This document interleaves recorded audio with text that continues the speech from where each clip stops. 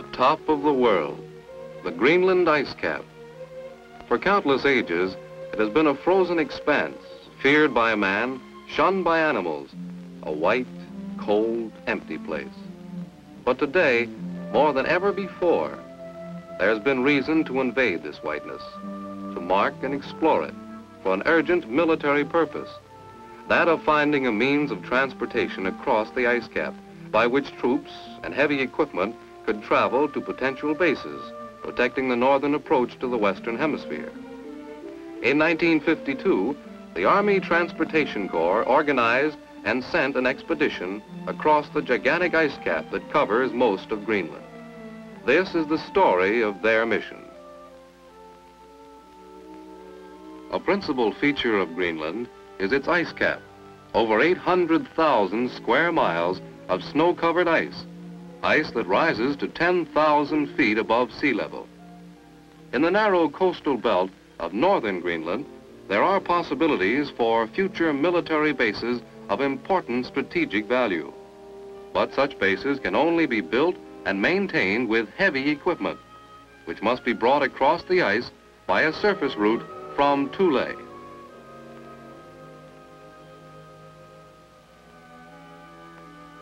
Here, a base had already been established under an arrangement with the Danish government.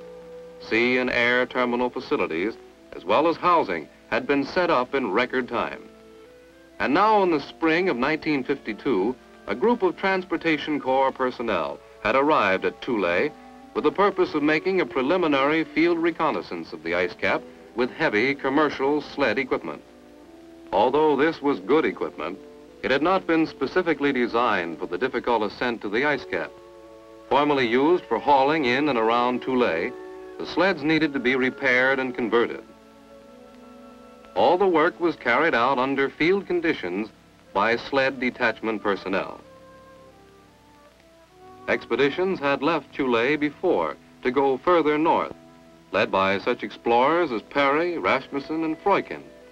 Unlike their famous predecessors, who traveled extremely light, this group was ordered to travel heavy and to find a route that could support the weight.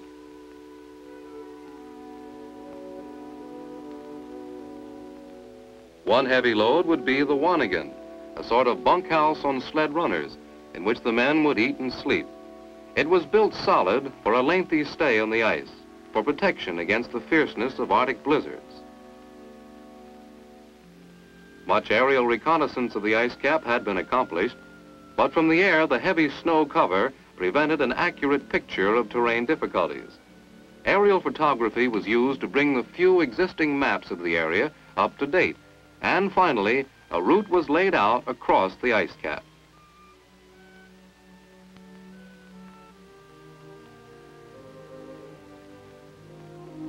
Sleds were lined up and prepared for loading.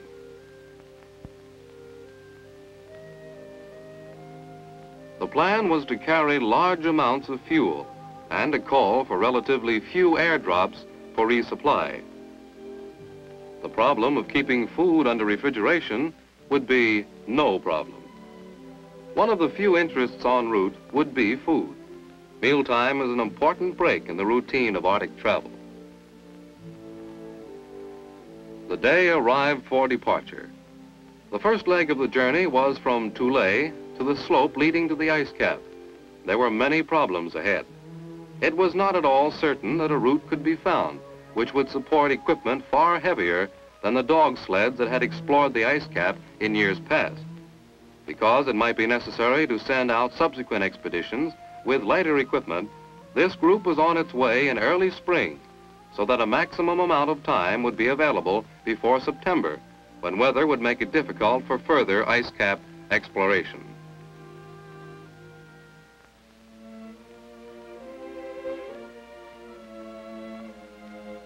From the beginning, the going was tough. The snow on these slopes was deep and loose. Tractors winched the sleds slowly forward.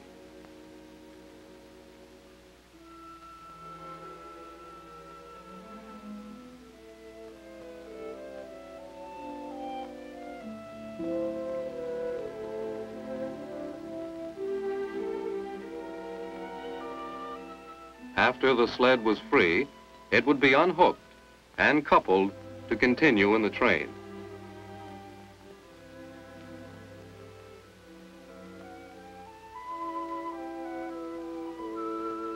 But time and again, the party would be halted by a sled that had bogged down. Double heading was used to pull the sleds past the moraine. The group was on its way to the marginal zone, where more serious problems were expected. Gradually, the party gained altitude. Through thinning fog, it rose into the bright and revealing light of the marginal zone.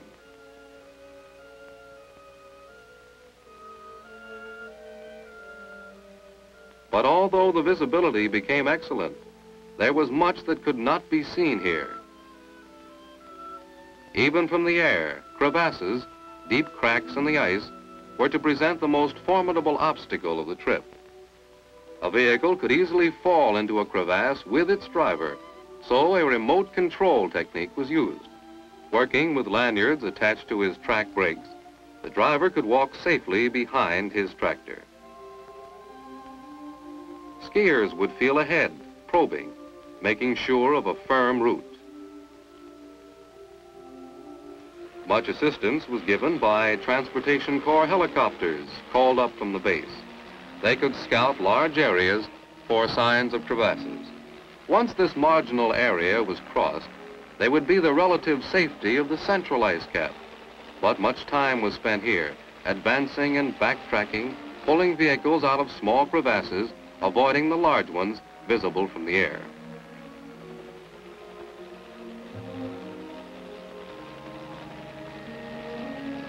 Some crevasses were 50 feet across and hundreds of feet down of undetermined depth.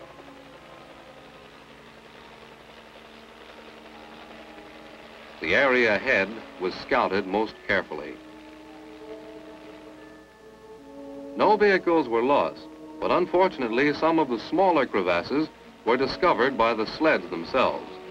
Perhaps there was too much weight here for crossing the marginal area. A decision was made to go no further, but to return with knowledge and experience that would help make possible an ice cap crossing with equipment designed more particularly for the purpose. This initial reconnaissance party had ventured 17 difficult miles out over deep snow, hummocks, and crevasses. It returned to base having experienced the most difficult part of an ice cap crossing.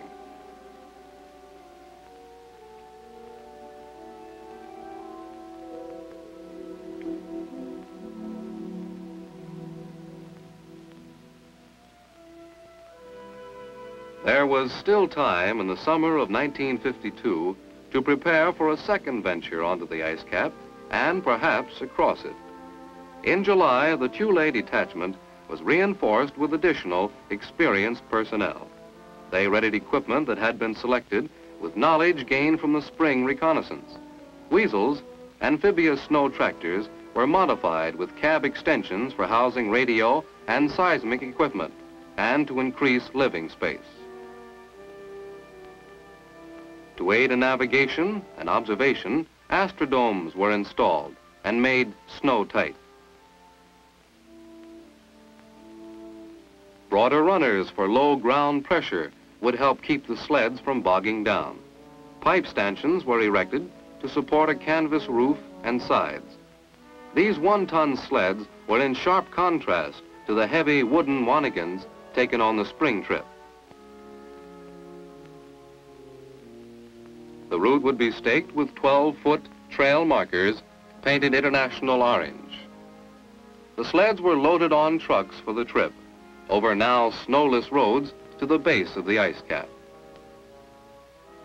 The weasels, too, were to be carried by truck to save them from unnecessary wear and tear over 8 miles of rough road to the ice cap, to keep them in the best possible condition until the real beginning of the journey.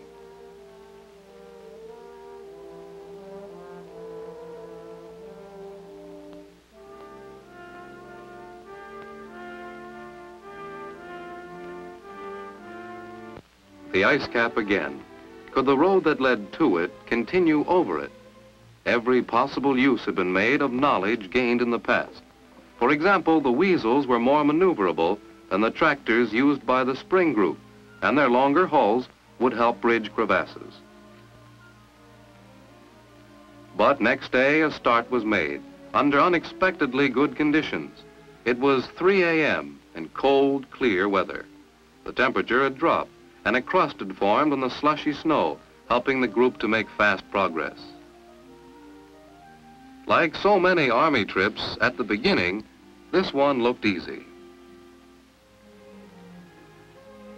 In the hummocky area, the weasels took the bumps without effort, and the sleds followed along securely. Temporarily, there were no problems.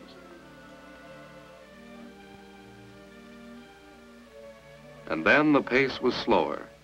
Far off rocky peaks, nunataks, piercing the surface of the cap, were a clue to crevasses ahead. Proceed cautiously.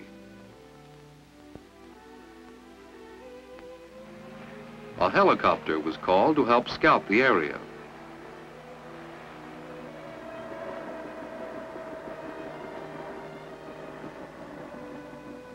The pilot delivered some last-minute items, received his instructions, and flew ahead.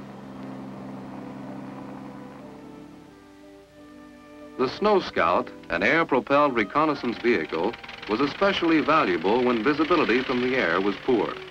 Traveling at speeds up to 35 miles per hour, it had extremely low ground pressure and could even jump crevasses when necessary. Fog moved in abruptly when the Snow Scout was out. The party waited, somewhat anxiously. By following its own trail, the Snow Scout was able to return with information about the area ahead.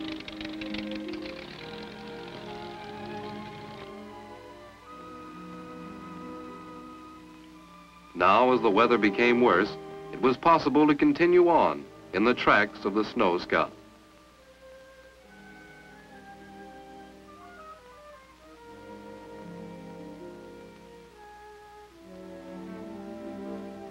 More nunataks and slower going. Every movement ahead was guided carefully.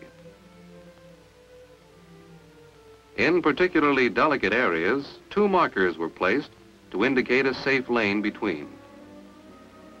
When a small crevasse was discovered, vehicles could often be led across it at right angles.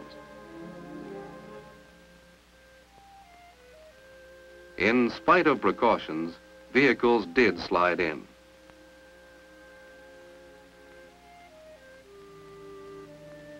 This sled came out easily, with no damage.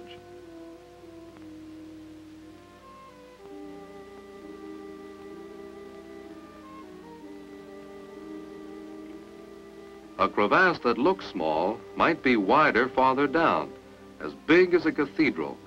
There was no telling.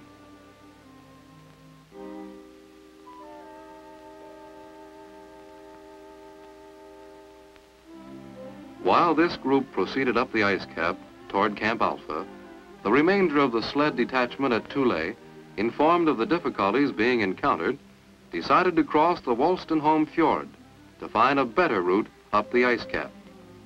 In this marginal zone, a road had to be constructed.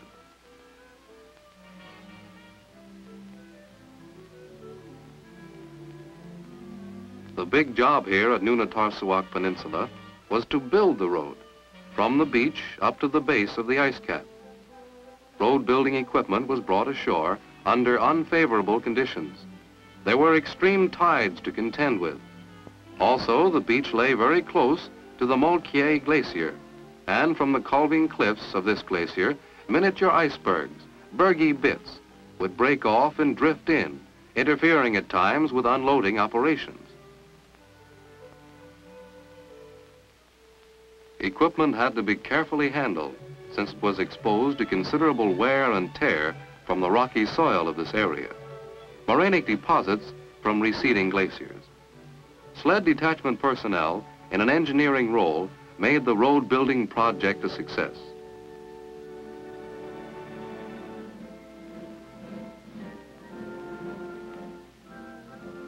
A rough trail was laid out, and vehicles were able to proceed ashore onto the ice cap. The road leading to a less hazardous and shorter route through the marginal zone to Camp Alpha was of vital importance. The CO was on hand to give the project his personal attention. Meanwhile, the group ascending the ice cap had reached Camp Alpha and had radioed back for supplies. The group waits for mail, for fresh food. Everyone is on the lookout for the plane. Guided by the ground party, it flies at low altitude for a free drop. Gasoline drums splash safely onto the snow. Another run to drop rations. This one was too high and too fast. The result was miles of rations strewn across the snow. Breakfast, lunch, and supper as far as the eye could see. The packages had not been able to withstand the impact of a high free drop. Dynamite, separated from its parachute, was important for later seismic work. Little was lost except time. 4 hours of policing the ice cap. Subsequent drops were more successful.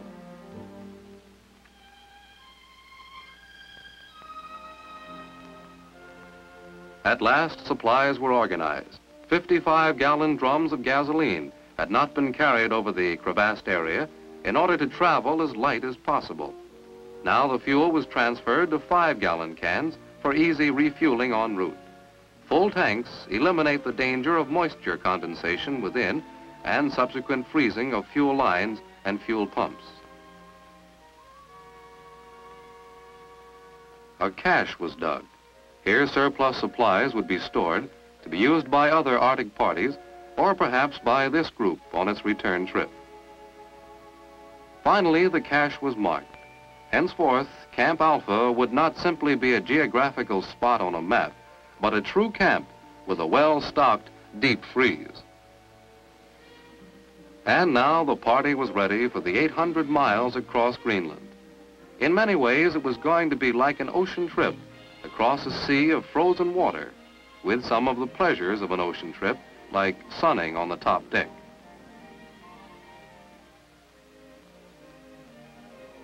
On good days, when this sea of ice was calm, there was nothing to do but stay on course, in the tracks of the vehicle ahead. Sometimes there were waves, snow waves, sastrugi, in which case the sleds would dig in, causing considerable strain on tow bars. These had to be reinforced. Helping the party in selecting a route were several young French scientists with previous experience in Greenland. After shooting at the sun to calculate their position, they prepare for a seismic shot to determine the depth of the ice at this point. Wire is played out for approximately half a mile.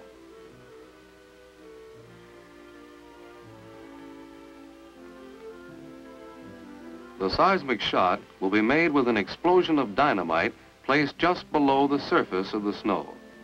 The technique developed in petroleum research involves a shock wave traveling through a medium and its echo being recorded. Seismometers, contact microphones, are attached to the wire at various points to pick up the echo traveling through the thickness of the ice.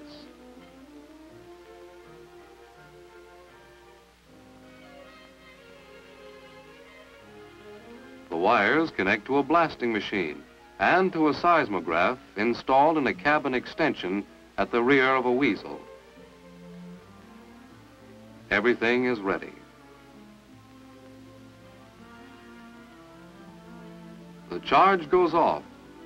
The data obtained, some of it revealing the potential location of crevasses, will be used in future plans and operations on the ice cap. Altitude was obtained daily by reading the atmospheric pressure on a mercury barometer and comparing it with the pressure at sea level received over the radio from Thule. Layers of snow, like the rings in a cross-section of a tree, tell a story. Each layer has its own temperature and snow density, revealing the weather in years past. Relative humidity, measured with a psychrometer, was included in the daily message to the base.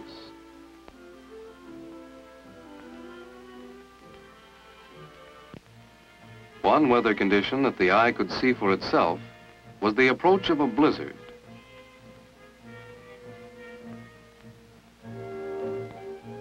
would come suddenly. Surface winds would blow up, and whirling snow would be all around the party. Trying to outrun the storm with visibility decreasing was a strain on the driver. He had to keep close watch on the vehicle ahead. Being lost during an Arctic blizzard is about as dangerous as being lost at sea. When the blizzard proved too much, the convoy would be halted. Vehicles would face into the wind and be so placed that snowdrifts building up on their lee side would not block the path of the vehicle and back when the convoy was ready to move out.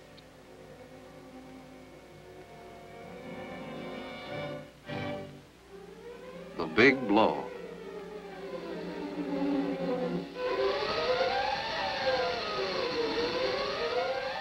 Nothing much to do except play a game of cards, maybe a few hundred games. Outside, visibility 0, a whiteout. Inside, visibility 0, a blackout. Eventually, and this could mean a few hours or a few days, there are signs that the blizzard is giving up. The sun begins to come through, revealing weasels with a new coat of caked snow.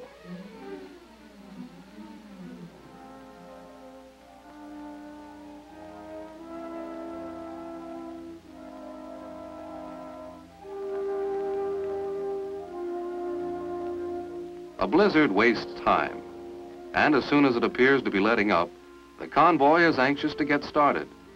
First, there are some jobs to do, like digging away some of the drift snow. After a blizzard, the fresh snow glistens like a million diamonds, just like home, and clearing a path to the garage. The convoy starts again, and with it the routine of ice cap travel.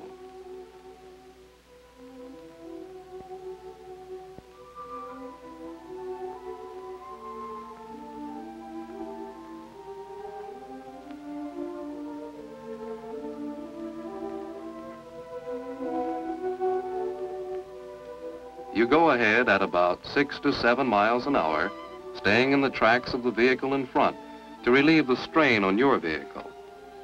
The whiteness slips by, and there's more whiteness.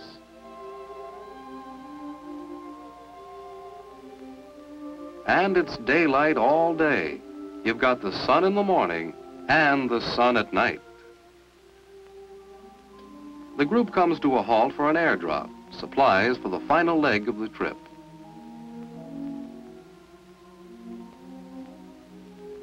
Bring her down, keep her level, drop now. The plane must be brought in low, but watch to see that barrels don't bounce back into the tail surfaces. After each run, the drop zone was shifted slightly so that supplies would not fall on top of those already dropped.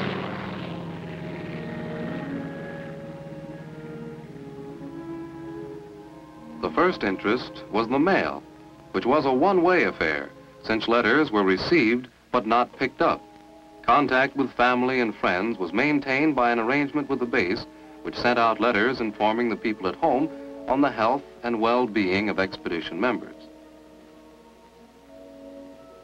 At 7,500 feet altitude, the air is thin, and lifting the 55-gallon drums took more hands than usual.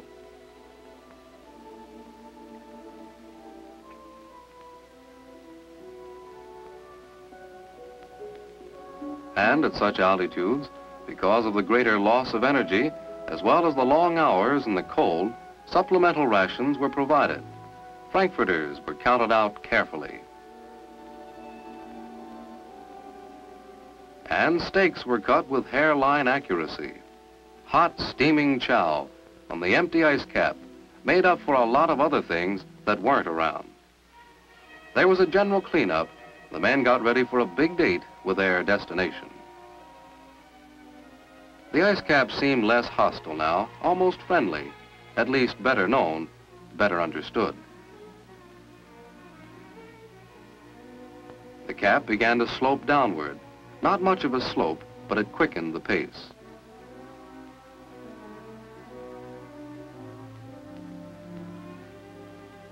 Now the smell of land was in the air.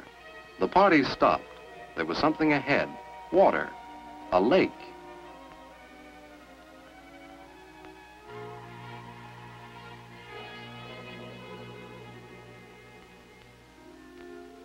The lake proved to be shallow, but it was a curious phenomenon.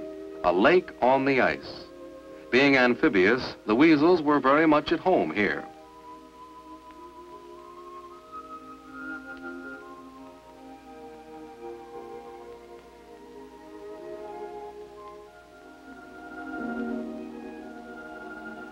The lake was a break in the monotony, a sort of a tourist attraction. But from now on, there'd be plenty of things to be seen, or rather to be on the lookout for. The group was in the marginal zone again.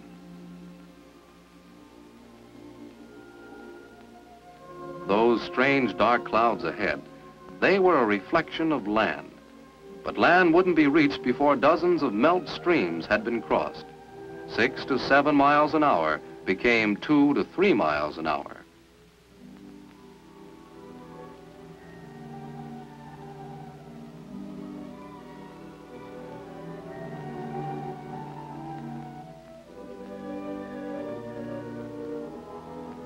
Bumping downward over hummocks was hard on the equipment. The sleds were unhooked and left behind.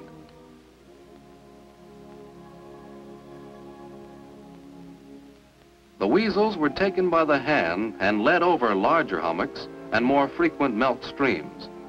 Caring for the vehicles was instinctive here. They were the means of getting home.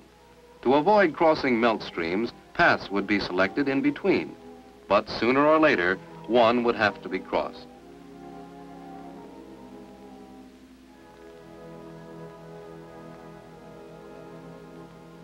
The weasels were being subjected to severe strain.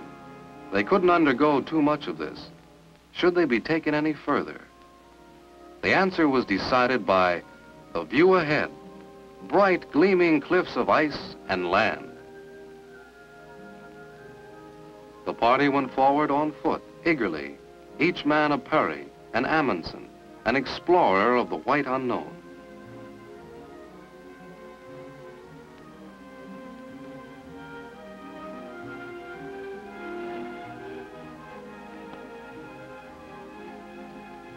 The last white slope, then a feast for the eyes, brown land. Musk oxen had their first look at man and found the sight most disturbing. The edge of the ice cap, steep cliffs 200 feet high, gave some indication of what had been crossed, except that in the center of the cap, the ice was many times as high.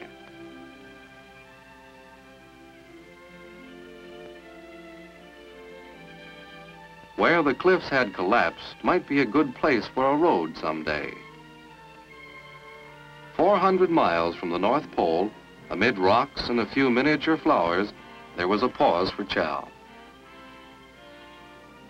Overcoming panic, the musk ox looks at man again, his last look for a good long time. For now the destination was home, back up the rocky slope onto the immensity of the ice cap, over a known route that could be followed, not only by these men, but by others. A route and a method had been found over which cargo could be hauled. Not simply light, but mass over the ice cap transport was feasible.